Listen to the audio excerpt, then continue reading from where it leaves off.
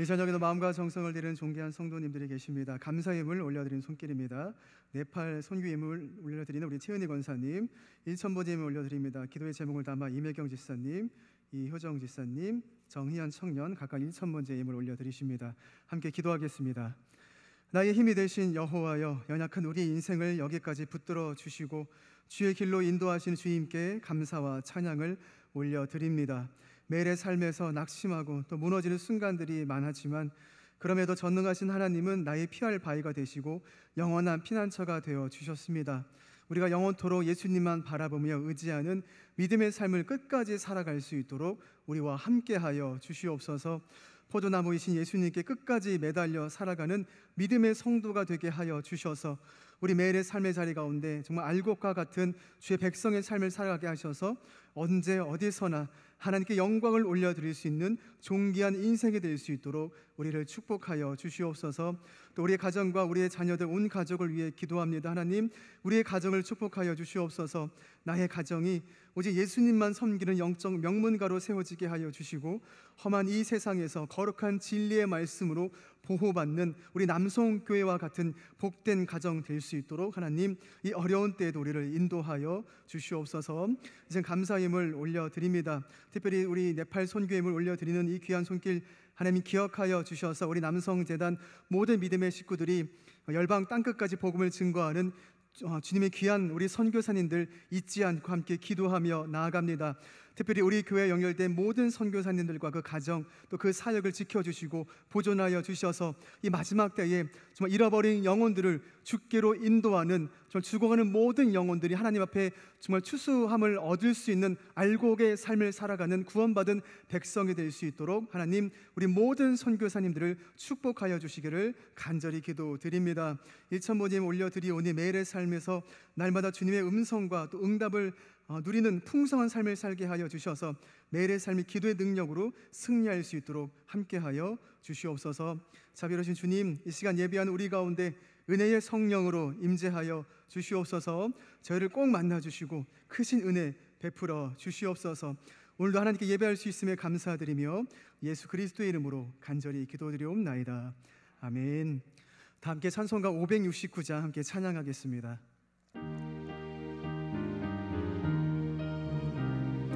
우리 자 이렇게 박수치면서 함께 찬양하겠습니다. 선한 목자 되신 우리 주 항상 인도하시고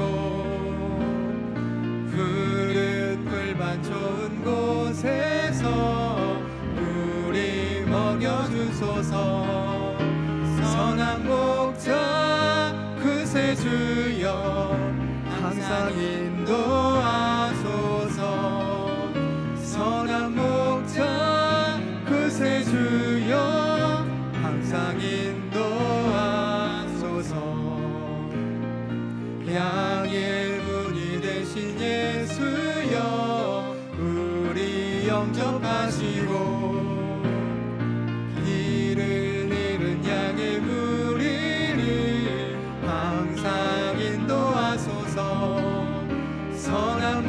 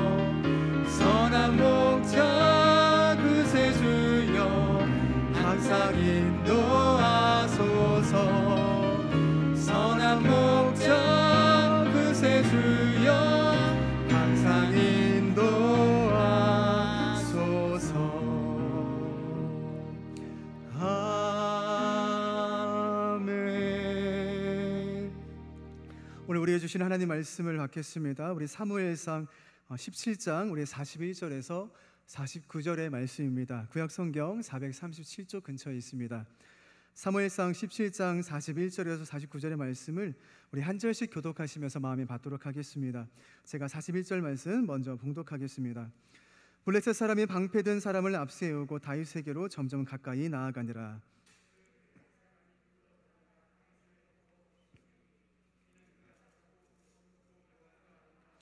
블레셋 사람이 다윗에게 이르되 내가 나를 개로 여기고 막대기를 가지고 내게 나아왔느냐 하고 그의 신들의 이름으로 다윗을 저주하고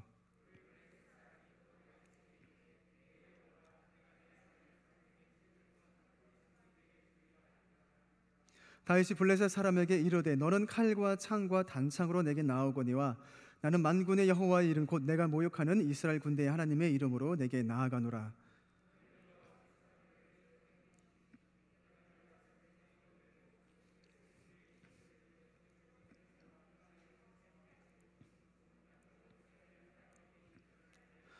또 여호와의 구원하심이 칼과 창에 있지 아니함을 이 무리에게 알게 하리라. 전쟁은 여호와께 속한 것인즉 그가 너희를 우리 손에 넘기시리라.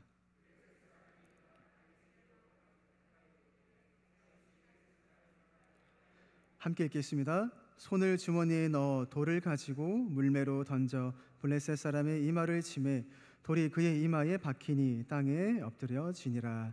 아멘. 하나님의 말씀입니다. 아멘. 이 저녁에도 말씀과 기도를 사모하며 우리 귀한 예배자리에 나오신 우리 모든 예배자분들을 진심으로 환영하고 축복합니다. 우리 전후자에 계신 분들께 우리 사랑의 인사 함께 나누도록 하겠습니다. 주 안에서 사랑합니다. 축복합니다. 사랑하고 축복합니다. 참 잘 오셨습니다. 우리 어려운 때에도 계속해서 우리 영적 가치 보존하고 믿음과 또 말씀과 기도로 승리하는 우리 남성 공동체 모든 예배자들 되기를 간절히 축복드립니다. 우리 사회 다방면에서 양자 대결 구도를 할 때 교회에서도 마찬가지, 아니 어쩌면 우리 사회에서 더 많이 적용하는 비유법이 있습니다. 두 대상이 이제 어떤 대결 구도가 있을 때 언론에서도 마찬가지고요. 어디서든지 자주 표현하는 비유법, 그게 뭐냐면 다윗과 골리앗 이렇게 하죠. 그래서 보통 이게 힘의 균형이 이제 한쪽으로 지나치게 기울어질 때는 이 다윗과 골리앗을 항상 여지없이 적용을 해서 많이 좀 설명을 하는 경우가 굉장히 많습니다. 어떻게 보면 우리보다도 마치 세상 사람들이 이 다윗과 골리앗의 이야기를 너무나 잘 알고 있는 것처럼 굉장히 우리가 좀 손쉽게 많이 비유법을 사용하죠. 사실 우리도 어떤 두 단체랄까요? 두 인물일까요? 한쪽은 너무 열악하고 한쪽은 너무 강해. 그러면 다윗과 골리앗을 비유할 때 확 와닿지 않습니까? 골리앗은 굉장히 강한 인물, 다윗은 굉장히 열악하고 힘이 없는 인물. 둘이 싸우면 결과는 뻔한데 그럴 때 우리는 알고 있는 정답, 너무 잘 알고 있는 정석이 뭐예요? 그러나 다윗이 기적같이 이겼다. 이런 이야기를 굉장히 잘 알고 있습니다. 그래서 사실 일반 출판사에 보면요, 다윗과 골리앗 책에 보면 이렇게 써 있어요. 강자를 이기는 약자의 기술. 그러니까 세상도 그렇게 적용하면서 글을 쓰는 거죠. 다윗과 골리앗을 가지고 뭘 기대하는 걸까요? 다윗과 골리앗의 이야기를 보면서 내 삶에도 내 인생에도 어려운 골리앗 같은 어려운 일이 있을 때 내가 다윗과 같이 기적이 일어나서 그 골리앗을 무너뜨리는 승리가 있기를 원한다.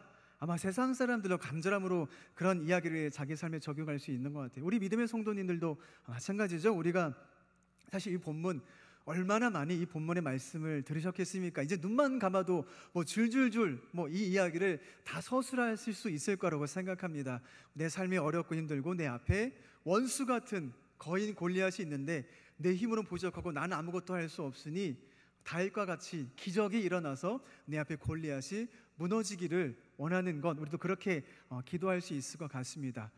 그러면 저는 어떻게 말씀을 전해야 할까요? 이미 본문을 무슨 설교를 할지 우리 성도님 다 알고 계시다면 제가 무슨 말씀을 전해야 할까? 그래서 고민을 좀 해봤습니다. 이 말씀에 대한 감동이 저에게 왔는데 이 말씀을 어떻게 묵상하면서 말씀을 전할 수 있으면 좋을까? 그래서 한 것이 좀 더 다윗에게 좀 초점을 한번 맞춰보기로 했습니다. 다윗이 주인공이면서 사실 주인공이 아닌데요. 다윗은 어떻게 생각할까? 세간의 수많은 사람들은 다윗의 승리를 기적이라고 말하는데, 그럼 정작 다윗 자신도 그렇게 생각했을까? 내가 이긴 건, 내가 이 골리앗을 물리칠 수 있었던 거는 그냥 돌을 던졌는데 기가 막히게 평생 그런 적이 없었는데 그날따라 이게 뭔가 운이 맞아서 정통으로 임하에 와서 이게 무슨 일이야? 많은 사람들이 나를 향해서 위대한 용사로 환호하는데 다윗은 어벙벙한 거예요. 이게 무슨 일이야? 나는 전혀 예상도 못했는데 아마 다윗도 그렇게 생각했을까? 이 다윗과 골리앗은 그저 운이나 기적이 불과했을까? 근데 중요한 것은 이게 이제 사무엘상 또 다윗, 이게 왕의 이야기 아니겠습니까? 다윗의 이제 과거의 이야기죠. 이미 지난 이후에 이 이야기를 썼으니까요. 어떤 왕조사를 적는, 왕의 이야기를 적는 사관도 왕의 어린 시절부터 사후 이전까지의 이야기를 기록할 때는요, 절대 왕이 어떤 적군과의 승리에서 얻은 그 이김을 운이나 기적으로는 절대 표현하지 않습니다. 오히려 왕의 용맹함, 위대함을 더 강조하면 강조했지, 야 보세요, 우리 왕이 어린 시절에 우연히 정말 기적같이 이 골리앗을 물리쳤습니다 라고 하는 의도는 이 사관에게는 조금도 없었다라는 거예요. 그래서 사실 오늘 본문에서 우리가 좀 눈여겨볼 것은 이 본문에는 기적은 없습니다. 오히려 기적보다는 실력이라는 거예요. 지금 사관은 다윗의 실력을 보여주고 있다라는 초점 한 가지를 먼저 좀 기억해 주셨으면 좋겠습니다. 하지만 여기서 끝나면 안 되죠. 그러면 이것이 인문주의에 뭐가 다르겠습니까? 일반 유명한 용사 이야기와 다를 것이 없잖아요. 이보다 더 중요한 사실은 다윗의 실력 배후에서 항상 다윗과 함께 하시는 하나님의 능력이 다윗의 어린 시절에도 똑똑히 나타났다는 것을 보여주고자 하는 것이 이 사무엘서 사관의 목적이자 성경 저자이신 성령님의 목적이라는 것을 우리가 기억하면서 오늘 본문을 함께 나눌 수 있었으면 좋겠습니다. 자, 어떠한 사건이든 우연처럼 시작되지만 사실 그 뒤에는 항상 하나님의 섭리가 있는 법입니다. 요셉 한번 좀 생각해 보세요. 아버지의 심부름으로 형들에게 갔다가 팔려서 미디안 상인들에 의해 애굽의 노예가 되고 훗날에는 애굽의 총리가 되는 일이 벌어졌습니다. 아버지의 심부름이 아니었다면 아마 어쩌면 그냥 예상이지만 추측이지만 아마 요셉이 애굽의 총리까지 갈 일은 없었겠죠. 그냥 가나안에서 아마 살았을지도 모르겠습니다. 근데 굉장히 흥미롭게도요, 마치 오버랩 되는 것처럼 오늘 본문에서도요, 다윗의 아버지 이새는요 다윗에게 심부름을 맡깁니다. 무슨 심부름을 맡기냐면 이스라엘과 블레셋 군대가 전투를 벌이고 있는데 그 전장 가운데 이새의 세 아들이 전장에 참여하고 있는 거예요. 그러니까 다윗에게 너희 형들에게 음식을 갖다 주면서 형들이 잘 지내고 있는지, 혹시 겁나서 타령을 하지는 않았는지 안부를 확인하라고 다윗에게 심부름을 보냅니다. 다윗이 베들레헴에서 평화롭게 양을 치며 목동 생활을 하고 있을 당시에 그 베들레헴 서쪽에 셰펠라의 엘라 골짜기는요, 이스라엘 군대와 블레셋 군대가 한창 전쟁을 벌이고 있었습니다. 자, 다윗은요 이제 아버지의 심부름을 이제 순종을 해야 하잖아요. 아버지의 심부름을 받고 엘라 골짜기에 있는 형님들을 만나기 위해 갔습니다. 근데 참 아이러니하죠. 다윗이 곳에 도착했는데 엄청난 일이 벌어지고 있는 거예요. 그게 뭐냐면 어마어마하게 큰 덩치를 갖고 정말 사자와 같이 고함을 외치는 한 인물, 그는 골리앗이죠. 그 골리앗이 이스라엘을 향해 온갖 모욕을 다 하고 있는 겁니다. 자, 우선 기본적으로 보통 전쟁터에 간다, 군인이 아닌데 전쟁터에 간다, 아마 저라도 겁이 나서 얼른 형들한테 도시락을 던지고 전 도망쳐 왔을 것 같아요. 여러분은 어떻게 하시겠어요? 전쟁터입니다.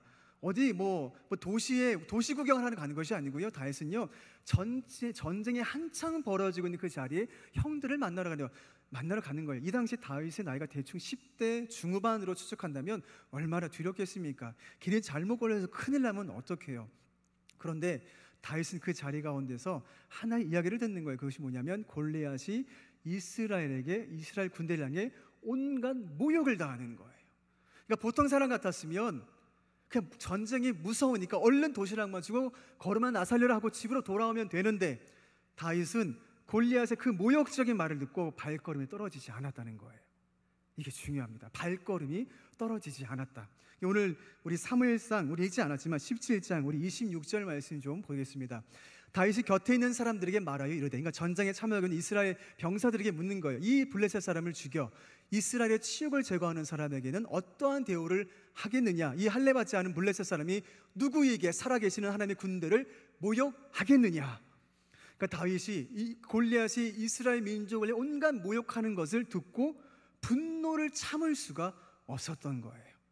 근데 이 상황 가운데 그 당시 이스라엘 왕이었던 사울과 수많은 병사들, 그곳에는 또 요나단도 같이 있었죠. 그 누구도 이 골리앗과 블레셋을 향해 전쟁을 함께 전쟁할 용기가 없었다는 거예요. 근데 여기서 잠깐 한번 생각해 볼까요? 다윗은 골리앗이 이스라엘 군대를 향해 모욕을 하는 것에 대해서 분노를 감출 수가 없었어요. 근데 사울은 수많은 병사들과 동일하게 벌벌 떨고 있었습니다. 근데 여러분 기억하십니까?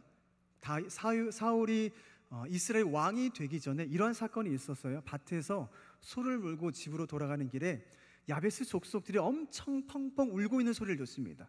그래서 왜 울고 있느냐 물어보니 야베스 족속이 저 암몬 족속이 이스라엘 군대를 모욕을 주고 있습니다 라는 얘기를 듣자마자 분노가 차오르고 성령이 사울에게 임해서 사울은 당장 수백 명의 이스라엘 군대를 이끌고 암몬 족속을 물리칩니다. 그리고 나서 사울이 이스라엘의 왕이 되는 거예요. 사울에게 이런 일이 있었습니다. 하나님의 군대를 모욕하는 것에 대해서 참을 수 없는 분노가 있었어요. 사울에게는요. 그때는 언제 때였습니까? 성령으로 충만할 때. 여러분 어떤 민족도요 아무 실력도 아무 능력도 없는 사람을 왕으로 세우진 않아요. 그러니까 사울은 왕이 될 만한 충분한 인간적인 능력도 출중했습니다. 거기에 성령으로 충만한 여호와에 순종하는 하나님의 종이었기 때문에 그는 하나님의 종으로서 이스라엘 왕이 될 수 있었던 거예요. 근데 오늘 본문에서는요 사울에게서 그런 모습을 찾아볼 수가 없고 이제 누구에게서 그 모습을 찾아볼 수 있는 거예요? 훗날 이스라엘 2대 왕이 되는 다윗에게서 우리는 그 모습을 볼 수 있는 겁니다. 사울도 마찬가지고 다윗도 마찬가지고 왜 이방 족속이 이스라엘 군대에 향해 모욕하는 것에 대해서 왜 참을 수가 없었어요? 우리가 고대 전쟁사에 대한 어느 정도 정보를 갖고 있기 때문에 우리 잘 알고 있습니다. 고대 전쟁은요 민족 대 민족의 전쟁이 아니잖아요. 신과 신의 전쟁입니다. 이스라엘과 블레셋의 전쟁은요 이스라엘의 하나님과 블레셋 다곤 신의 전쟁과도 마찬가지인 거예요. 그래서 이 구약 성경 전반에 보면 전쟁은 여호와께 속하는 것인지라고 구약 시대 사람들이 생각하는 그 이유가 뭐냐면 전쟁은 우리가 하는 것이 아니라 신이 하는 것이니까 하나님이 한다고 생각했기 때문에 그들은 정말 말 그대로 전쟁은 여호와께 속한 게 정말 맞았던 거예요. 자, 이스라엘 군대는 하나님의 군대입니다. 그럼 하나님은 누구세요? 이스라엘 군대의 총사령관이 있어요. 그런데 지금 골리앗이 어디를 향해 모욕을 주고 있는 거예요? 이스라엘 군대의 총사령관이 되시는 하나님을 모욕하니까 다윗은 그 분노를 참을 수가 없었던 거예요. 그래서 일평생 절대 만날 일이 없어야 한 게 마땅했던 목동 다윗과 군인으로 이골이 난 전쟁에 이골이 난 골리앗이 만날 수가 있었던 거예요. 두 사람은요 만날 인연이 아니에요. 사실 만날 수가 없다고요. 이 배우에 누가 있는지 아시겠죠 여러분? 두 사람이 근데 만나게 됩니다. 다윗은 하나님을 지독하게 사랑했기 때문에 이스라엘 군대를 향한 골리앗의 모욕을 참을 수가 없어서 자기 자신이라도 전쟁에 참여하기를 원했습니다. 자, 이제 우리 너무나 잘 알고 있죠. 양을 치며 평생을 할 게 뭐하지만 자기까지 살아온 이 목동 한 소년 다윗과 한 평생을 전쟁에 이골이 난 날마다 전쟁하고 사람을 죽이며 살아온 골리앗 둘이 맞부딪히게 되었습니다. 우리 결과를 너무 사실 뻔히 잘 알고 있죠. 상식적으로는 누가 이기는 게 맞아요? 골리앗이 이기는 게 맞습니다. 골리앗이 이스라엘 군대를 향해 외쳤던 거 우리 기억하십니까? 우리 사무엘상 17장 우리 8절에서 우리 9절의 말씀이에요. 너희는 한 사람을 택하여 내게로 내려보내라.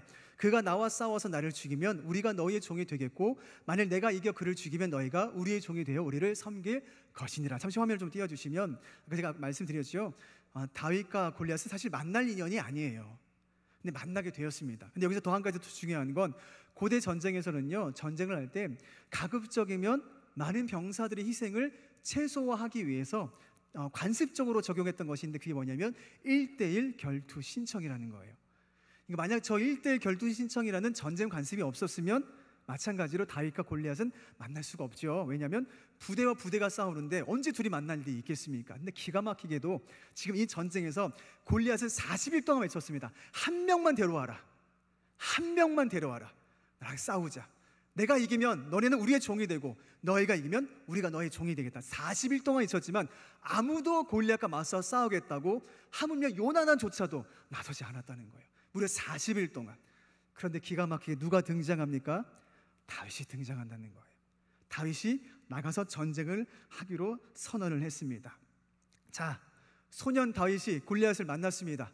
소년 다윗은 물맷돌을 던졌고요. 거인 골리앗은 쓰러졌습니다. 자, 이것은 기적입니까? 실력입니까? 우리 아직 모르겠습니다.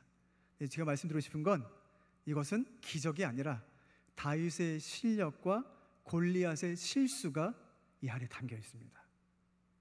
다윗의 실력과 골리앗의 실수가 이 본문 안에 담겨 있는 거예요. 고대 전쟁에 보면요, 세 종류의 군사가 있습니다. 자, 첫 번째는 말을 타고 다니는 기병, 잘 아시죠? 말을 타고 칼을 휘두르며 다니는 기병이 있어요. 또 한 사람은 칼과 방패를 들고 뛰어다니며 싸우는 보병이 있습니다. 자, 마지막 한 분은 어떤 분이냐면 활을 쏘는 궁수나 아니면 지금은 뭐 예전에 없겠지만 돌을 던져서 적군을 물리치는 투석병이 있습니다. 골리앗은 기병, 보병 혹은 투석병 중에 어디에 포함될까요?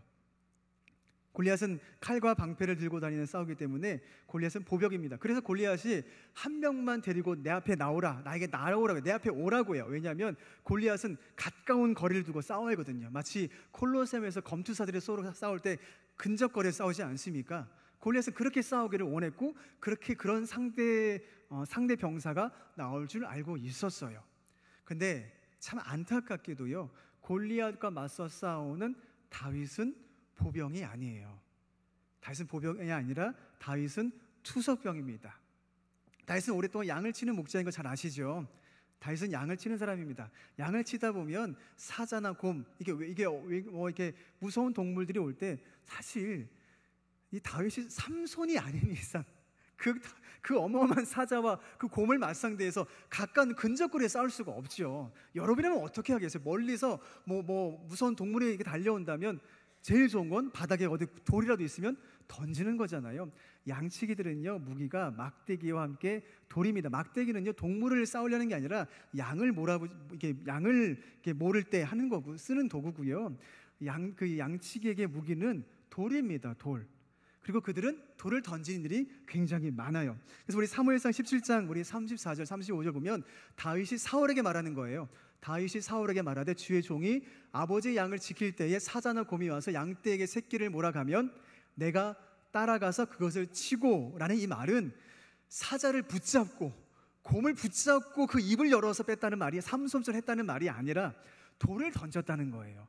돌을 던져서 사자나 곰이 기절하거나 죽일 정도의 그 위력으로, 투석으로 그 동물을 물리치고 그 입에서 새끼를 건져내었고, 그것이 일어나 나를 해하고자 하면 내가 그 시험을 쳐 그것을 쳐 죽였나이다 하는 거예요. 왜냐하면 돌을 맞아서 충격을 받았기 때문에 그 상태에 충분히 일을 할 수 있는 거죠. 자, 그러면 골리앗과 다윗이 싸우는 이 군사의 종류는 뭐냐면 보병 대 보병 붙어서 싸우는 것이 아니라 보병과 투석병이 싸우는 거예요. 그 누가 유리하겠습니까? 가까이에서 칼을 휘둘러야 상당히 맞는 이 사람이 유리하겠습니까? 멀리서 돌을 던지는 투석병이 유리하겠어요? 너무 불보듯 뻔하지 않습니까? 투석병이 보병보다는 더 유리하다는 거예요. 그 당시 고대 사회에서는요, 이 투석병의 위력이 얼마나 있냐면, 이게 이 다윗이 골리앗을 묻힌 게 왜 우연이 아니라 실력이냐면, 고대 당시에 투석병이 200m 혹은 200 그 정도의 거리에 있는 그 군인에게 돌을 던져 맞출 정도가 되었고, 이 돌을 맞은 사람은 거의 중상이나 사망을 입을 정도였어요. 그러니까 굉장한 위력을 가지고 있었다는 거죠. 다윗에게는요, 이 정도의 위력을 가지고 있었다는 거예요. 자, 그러니 우리 너무나 그 결과를 너무 우리가 기적적으로 혹은 우연으로, 아니 다윗은 아무 실력이 없는데 하나님이 도와주셨으니까 라고 이렇게 우리가 담구렁 그냥 넘어가듯이 우리가 쉽게 생각할 수 있지만, 아니요, 다윗에게는 충분한 실력을 갖추고 있었고 다윗은 자신의 능력으로 골리앗을 무너뜨렸습니다. 자, 제가 여기까지 장황하게 말씀을 드렸는데, 그래서 그리고 다윗의 실력으로 골리앗을 무너뜨렸어? 대단하네. 그리고 그 자리 가운데 하나님은 뭘 하신 거야? 이게 중요한 거죠. 이게 중요한 겁니다. 다윗이 자신의 실력으로 골리앗을 무너뜨렸지만 다윗의 실력보다 더 중요한 것은 그의 실력을 넘어선 다윗의 믿음의 능력이었다라는 거예요. 왜냐하면 여러분 본문 17장을 보시면 다윗은 충분한 출중한 실력을 가지고 있습니다. 사실 이 본문 17장에 보면 여호와의 이름을 빼도 어색하지 않아요. 우리 믿음의 성도니까 너무 당연하게 읽고 있지만 사실 이 한 편의 이야기를 동화라고 한번 생각해 보세요. 그 일반 세상에서 흔히 볼 수 있는 동화라고 생각해 보세요. 그리고 이 이야기를 읽어보면 여전히 감동적입니다. 와, 다윗이 골리앗을 이겼다. 굉장히 감동적이에요. 하지만 이 사무엘서 사관은요 그렇게 하지 않아요. 왜냐하면 다윗의 실력을 넘어선 여호와의 능력, 다윗의 믿음의 능력을 강조하기를 한 목적이 이 본문에 담겨 있기 때문입니다. 왜냐하면 다윗 스스로가, 다윗은 충분히 골리앗을 보면서 그를 어떻게 이겨야 할지를 알고 있었어요. 다윗은 충분히 골리앗을 어떻게 이겨내야 할 전략을 알고 있었다라고요. 하지만 그의 입술에서는 내가 너를 쓰러뜨리겠다라고 말하는 것이 아니라 만군의 여호와의 이름으로 너를 쓰러뜨리겠다라고 선언하는 것이 굉장히 중요하기 때문에, 그래서 오늘 본문 우리에게 주는 감동이 굉장히 크다는 것입니다. 오늘 본문 우리 45절부터 우리 47절 말씀 좀 같이 보도록 하겠습니다. 우리 45절에서 우리 47절 말씀입니다. 우리 현대어 성경을 보면 이때 다윗이 소리치며 그 블레셋 사람에게 말하였다. 너는 칼과 창을 가지고 나왔지만 나는 전능하신 여호와 곧 내가 모욕하는 이스라엘 군대의 하나님의 이름으로 나왔다. 오늘 여호와께서 너를 내 손에 넘겨주실 것이며 나는 너를 죽여 내 목을 자르고 또 블레셋 군의 시체를 새와 들짐승에게 주어 먹게 하겠다. 그러면 온 세상에 이스라엘의 하나님이 계신 것을 알게 될 것이다. 그리고 이곳에 있는 모든 사람들도 여호와께서 자기 백성을 구하는데 창이나 칼이 필요치 않음을 알게 될 것이다. 전쟁은 여호와께 속한 것인즉 그분이 너희를 우리 손에 넘겨주실 것이다. 아멘. 이 세 구절만 보시고요, 여기에 여호와 혹은 하나님 그 이름을 얼마나 반복해서 언급하고 있는지를 한번 좀 주목해 보셨으면 좋겠습니다. 다윗에게 분명한 실력이 있어요. 물론 실력이 없는 가운데서도 맞서 싸울 수 있는 믿음의 용기가 있죠. 근데 분명한 팩트는 뭐냐면 다윗은 충분한 실력을 갖추고 있었습니다. 그런데 그럼에도 불구하고 다윗은 누구의 이름으로 골리앗과 맞서 싸우기를 소원했습니까? 하나님의 이름으로 싸우기를 원했습니다. 왜냐하면 다윗에게는요 힘의 축이 자신에게 있다고 한 번도 신뢰하거나 믿지 않았다는 게 중요한 것입니다. 저 여러분에게도요 우리의 삶에도 실력이 있죠. 하나님께서 우리에게 주신 달란트, 재능, 능력이 있습니다. 우리 그 능력을 여기까지 살아왔어요. 그럼에도 불구하고 우리는 어떻게 고백하며 살아갑니까? 하나님만이 나의 능력이 되심을 믿습니다. 내가 경험하는 모든 상황 가운데 하나님의 능력이 나와 함께하기를 소원합니다. 우리가 날마다 이 고백을 하며 살아가지 않습니까? 저 여러분이 하나님께서 주신 달란트, 그 재능을 가지고 무엇을 맞닥뜨리든지 간에 만군의 여호와의 이름으로 승리하는 저와 여러분이 되기를 간절히 축복합니다. 왜냐하면 다윗은 그렇게 살았거든요. 내 힘이 아니라 나의 힘이신 여호와의 이름을 살았기 때문입니다. 우리 시편, 우리 18편, 우리 1절 말씀 다윗이 어떻게 고백했는지 한번 잘 주목해 보세요. 나의 힘이신 여호와여 내가 주를 사랑하나이다. 우리 보통 이 다윗이 하나님을 사랑하는 초점이 있잖아요. 다윗은 실력이 있거든요. 능력이 있거든요. 그런데 불구하고 다윗은 항상 어떻게 고백해요? 나의 힘이신 여호와여. 우리 그 다음에 우리 시편 28편 7절 말씀, 여호와는 나의 힘과 나의 방패이시니 내 마음이 그를 의지하여 도움을 얻었도다. 그러므로 내 마음이 크게 기뻐하며 내 노래로 그를 찬송하리로다. 우리 시편 59편 우리 17절 말씀입니다. 나의 힘이시여 내가 주께 찬송하오리니 하나님은 나의 요새이시며 나를 긍휼히 여기시는 하나님이시니이다. 아멘. 다시 어떻게 고백하고 있습니까? 나의 힘이신 여호와여. 그러니까 다윗은 어쩌면 사회가도 마찬가지예요. 다윗에게도 충분한 왕이 될 만한 재능을 갖고 있었습니다. 그에게는 능력이 있어요. 세상 사람들은 내가 열심히, 내가 노력해서 내가 이만큼의 실력을 갖고 있다고 말한다면 우리 믿음의 성도님들은 어떻게 고백합니까? 나에게 주어진 모든 재능, 뛰어난 능력 혹은 좀 부족할지라도 내 안에 있는 모든 실력과 능력은 누구로부터 온다고 우리 고백합니까? 하나님으로부터 온다고 고백하는 줄로 믿습니다. 그래서 우리의 부족한 것을 우리 어떻게 고백하냐면 하나님만이 나의 힘이 되신다고 우리는 고백하는 것이 우리의 믿음의 삶의 능력인 줄로 믿습니다. 그래서 반대로 생각해 보면 이 전쟁의 주인공은 누구냐면 다윗이 아니라 하나님이신 거예요. 골리앗과 싸운 사람은 누구냐면 다윗이 아니라 하나님이십니다. 골리앗을 물리친 인물은 다윗이 아니라 하나님이세요. 다윗은 하나님의 도구로서 쓰임받은 것에 불과한 거예요. 하나님의 능력이 골리앗을 물리칠 때 하나님께서 다윗에게 허락하신 그 실력을 활용하셔서 골리앗을 물리치신 거예요. 그러니까 우리가 이 세상을 살아가면서 내가 능력이 좀 부족해도, 좀 모자라도, 아니 혹은 내가 세상과 너무나 내 뛰어난 지식과 혹은 뛰어난 능력이 있을지라도 우리는 교만할 것도 없고 우리 너무나 지나치게 자책하거나 우리가 우울하거나 자책할 필요가 없습니다. 왜냐하면 우리는 하나님의 능력으로 살아가는 사람들인 줄 믿습니다. 나의 실력을 넘어선 믿음의 능력으로 살아가는 거예요. 다만 우리는 주께서 나를 사용하셔서 하나님의 능력에 나의 연약한 실력과 믿음의 능력이 쓰임받을 수 있기를, 그래야만이 내 앞에 있는 골리앗이 무너뜨릴 수 있는 거예요. 하나님, 내가 좀 실력이 있는데 내가 플러스 알파가 좀 필요하거든요. 이 플러스 알파를 하나님 좀 공급해 주세요. 이것이 우리의 믿음의 고백이 아닙니다. 우리의 100%는 하나님의 능력이고요, 플러스 알파가 하나님께서 나에게 주신 달란트라는 거예요. 목회자에게는 목회자적인 능력이 플러스 알파고요, 여러분 삶의 자리에서 하나님께 주신 각자의 삶의 자리에 능력이 있다면 그건 나에게는 그냥 플러스 알파일 뿐, 내가 모든 것을 감당할 수 있는 능력은 하나님이 내 삶의, 내 힘의 주축이 되셔서 내가 그 모든 능력을 감당할 수 힘을 얻을 수 있는 것인 줄로 믿습니다. 그래서 변함없는 진실이 있어요. 변함없는 진실은 뭐냐면 우리는 잘할 때도 있고 못할 때도 있죠. 우리 가끔씩 이렇게 훌륭한 운동선수라든지 좀 대단한 능력 있는 사람이 굉장히 잘하던데 그날따라 좀 잘 안 될 때가 있지 않습니까? 그럼 뭐라고요? 제가 오늘 좀 컨디션이 좀 안 좋습니다.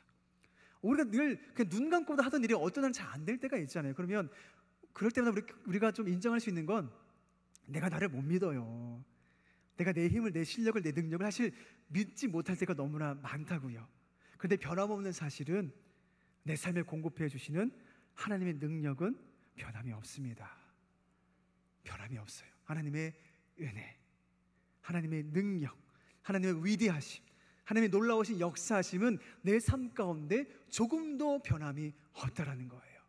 그래서 우리가 믿고 의지할 것은 하나님께 없고, 다윗도 마찬가지로 그 어린 다윗은 오직 하나님 만군의 여호와 이름으로 적장을 향해 달려갔고, 그는 평생을 나의 힘이신 여호와여, 나의 힘이시여, 나의 능력이시여, 나에게 힘을 주시옵소서, 그 고백을 가지고 다윗의 그 굴곡진 그 험난한 인생을 하나님의 능력으로, 하나님의 힘으로, 다윗의 믿음의 능력으로, 그래서 거기까지, 그리고 그가 침상에 누워서 숨을 거두기 전까지 그렇게 믿음의 길을 살아왔다는 거예요.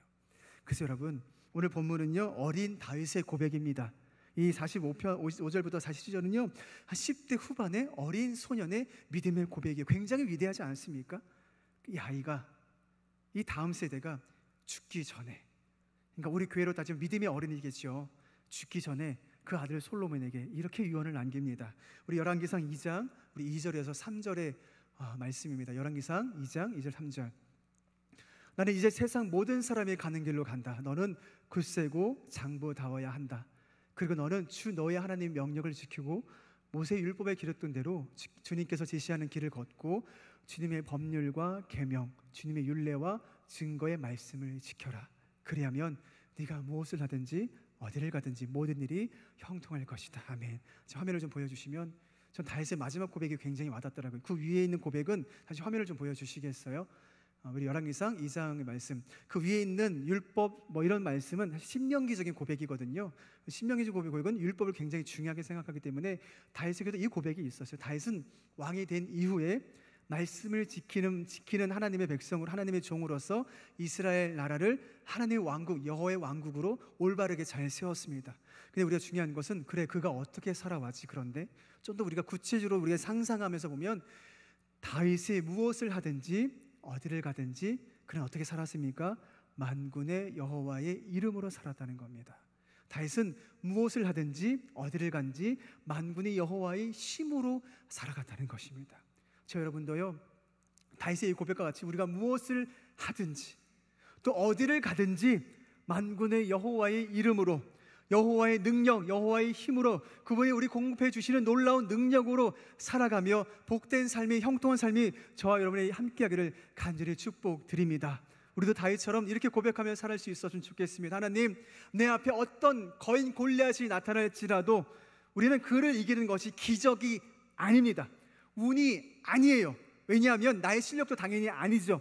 나의 실력은 하나님께서 사용하시는 도구에 불과합니다. 하나님께서 내 삶에 능력을 부어주실 때 나에게 힘도 주시고 용기도 주시고 믿음의 용기도 주실 때 내 앞에 어떠한 무서운, 두려운 어떤 질병일지라도, 질병의 골리앗일지라도, 어떤 원수의 골리앗일지라도 하나님이 나에게 힘을 주시면, 내가 날마다 고백하는 나의 힘이 되신 여호와께서 나와 함께 하시면 내가 무엇을 하든지 어디를 가든지 나는 반드시 그 골리앗을 이기고 그 위를 밟고 지나가 내 모든 삶이 형통할 것이며, 천성에 가는 그날까지 나는 달처럼 오직 하나님을 찬양하며 하나님을 예배하며 하나님만을 나의 목자로 삼고 내 삶은 하나님의 귀한 어린 양이 되어서 아름답고 존귀한 주의 백성으로 끝까지 살아가게 될 줄로 믿습니다. 이것이 저 여러분의 영원한 고백이 되어서 오직 주님만을 나의 목자로 삼고 오직 나의 힘이 되신 여호와 그 하나님을 내 삶의 모든 것으로 세우셔서 오직 주님만 바라보고 끝까지 주님만 의지하며 그분의 힘으로, 그분의 능력으로 살아가는, 또 승리하는 아름다운 주의 백성이 될 수 있기를 간절히 축복드립니다. 함께 기도하겠습니다. 나의 힘이 되신, 나의 능력이 되신 우리 하나님 아버지, 오직 하나님만이 연약한 내 영혼에 큰 힘과 능력이 되어주심을 믿고 감사드립니다. 나에게 많은 능력과 또 달란트 주셨지만 나는 교만할 것도 없고 자책할 것도 없습니다. 나는 내 힘으로 살아가는 것이 아니기 때문입니다. 내가 넘어지고 또 쓰러지고 무너질 수밖에 없는 때가 참 많지만, 그래서 내 앞에 골리앗 같은 원수의 공격이 날마다 내 심령을, 내 마음을, 내 영혼을, 내 삶을 불안과 염려에 빠지게 할 때가 너무나 많지만, 하나님, 그럴 때마다 내가 그 두려운 골리앗을 바라보는 것이 아니라 나의 만군의 여호와 하나님, 나의 반석이 되시고 나의 요새가 되시고 나의 방패가 되시고 나의 산성이 되시는 주님만을 바라볼 수 있도록, 주님만을 끝까지 의지할 수 있도록 하나님, 우리와 또 나와 함께하여 주시옵소서. 주님, 환난 중에 만날 큰 도움이 되십니다. 우리는 모두 양처럼 길을 잃고 헤매며 갈 길을 알지 못하는 영혼들이오니 영원토록 나의 목자 되어주시는 하나님만을 바라보며 주님만을 의지하며 나아가게 하여 주시고, 날마다 나를 인도하여 주시며 언제나 주의 집으로 인도함을 받는 복된 삶을 살아갈 수 있도록 주여 우리와 함께하여 주시옵소서. 선한 목자이신 예수 그리스도의 이름으로 간절히 기도드리옵나이다. 아멘. 우리 받은 말씀 생각하면서 함께 찬양할 때예요. 이 찬양의 고백은 다윗의 고백인데 우리 함께 그 다윗의 일생을 함께 묵상하는 마음으로 우리 함께 찬양하도록 하겠습니다.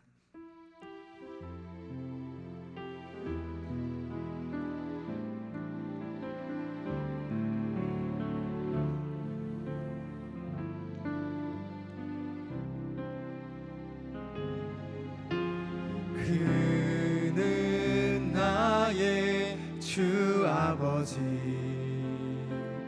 내 영혼을 불밭에 누이시고 새와 나무의 노래로 내 맘을 위로하여 주시네. 양들이 주인 찾듯이 오직 한 목자인 내 주님을 내가 찾고 또 따르니 주 곁에 나를 메어 주소서. 주는 내 피난처, 내 요새 되시니 내 피할 곳은 주뿐이네. 나도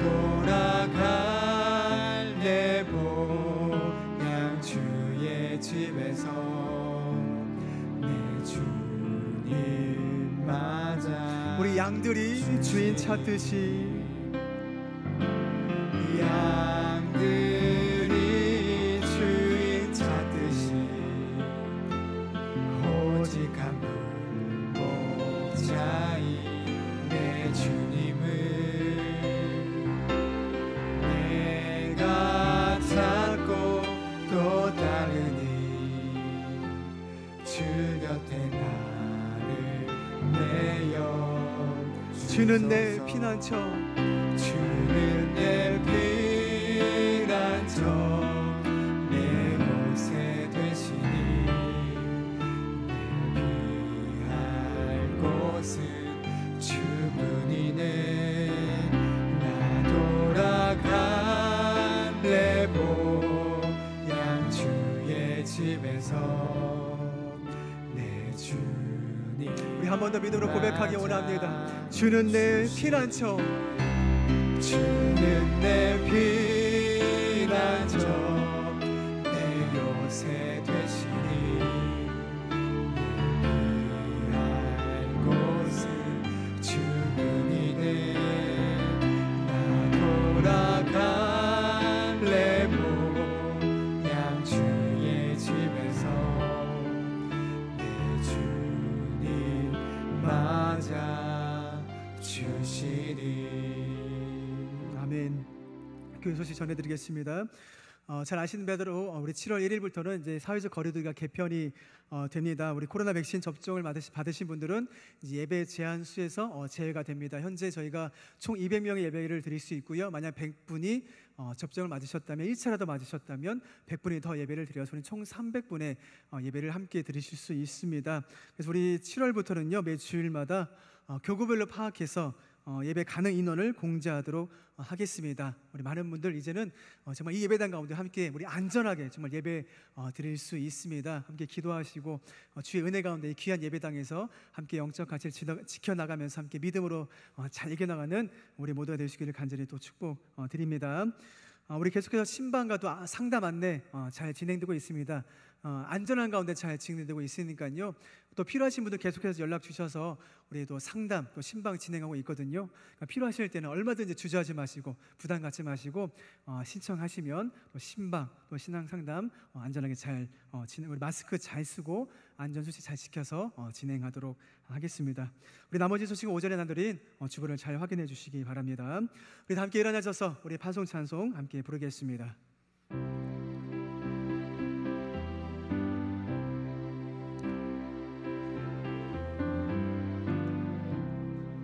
우리 다시 만날 때까지 하나님이 함께 계셔 훈계로서 인도하며 도와주시기를 바라네. 다시 만날 때 예수 앞에 만날 때 다시 만날 때 그때까지 계신 바라네. 우리 다시 만날 때까지 하나님이 함께 계셔 구한 데마다 보호하며 양식 주시기를 바라니. 다시 만날 때 예수 앞에 만날 때 다시 만날 때 그때까지 계신 바라네. 우리 다시 만날 때까지 하나님이 함께 계셔 위태한 일 면케하고 품어주시기를 바라네. 다시 만날 때 예수 앞에 만날 때 다시 만날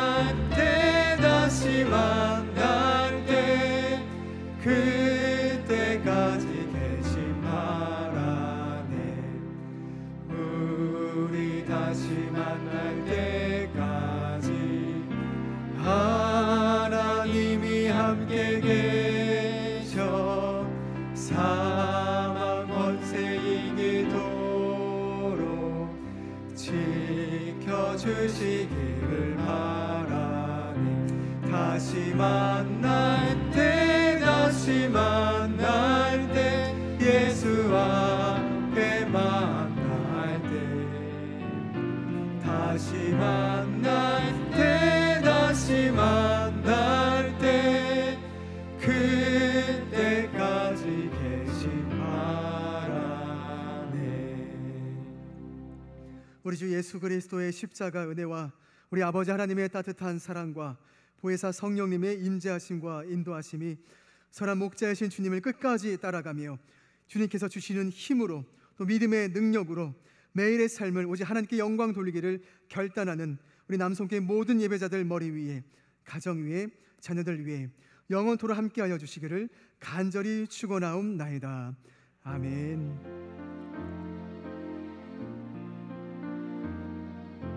주 이름으로 모였던 우리가 지금 헤어질 때에 언제나 함께 하시며 평안케 하소서.